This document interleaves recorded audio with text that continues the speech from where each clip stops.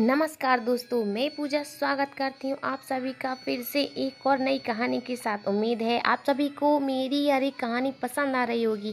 हमारे चैनल को सब्सक्राइब करिए और हमारे परिवार का हिस्सा बनिए और ऐसे ही कहानी का आनंद लेते रहिए। यह कहानी है लक्ष्मी जी, जो सेठ बलदेव साहनी के घर की लक्ष्मी थी। लक्ष्मी के 3 भाई थे जो गाँव के साहूकार थे।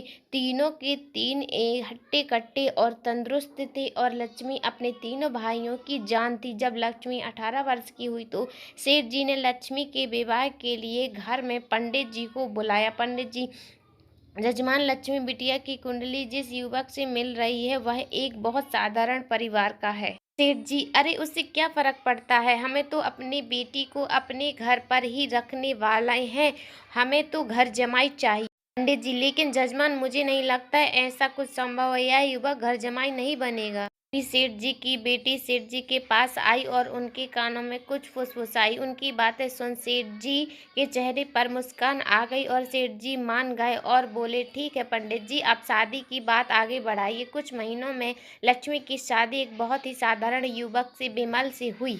शुरू में दोनों की अच्छी बन रही थी और विमल की माँ सरिता भी बहुत खुश थी। एक दिन सोते वक्त लक्ष्मी ने विमल से बात की, लक्ष्मी सुनो जी, ना इस घर में सोफा है, ना ही गद्देदार पलंग और ना ही टीवी, आप मेरे साथ मेरे पापा के घर चलिए ना, वहाँ सब कुछ है। विमल, नहीं लक्ष्मी, अब यही तुम्हारा घर है, तुम्हें इसी घर में रहने की आदत डालनी होगी। उस दिन के बाद लक्ष्मी हर छोटी छोटी सी बात के लिए विमल से झगड़ा करती। उसके बीच बात इतनी बिगड़ गई कि अब लक्ष्मी कभी बेलन तो कभी बर्तन फेंक फेंक कर विमल को मारती। सरिता, विमल विमल बेटा, यह क्या है, तुम दोनों ऐसे लड़ क्यों रहे हो। विमल, माँ ये रट लगाए बैठी है कि मैं इसके साथ इसके बाप के घर जाकर रहूं, घर जमाई बनकर, भला ये कैसे हो सकता है, और इसलिए हमारी रोज अड़बड़ होती है। कहानी को पूरा सुनने के लिए थैंक यू। हमारी अगली कहानी के लिए हमें कमेंट कीजिए। Thank you.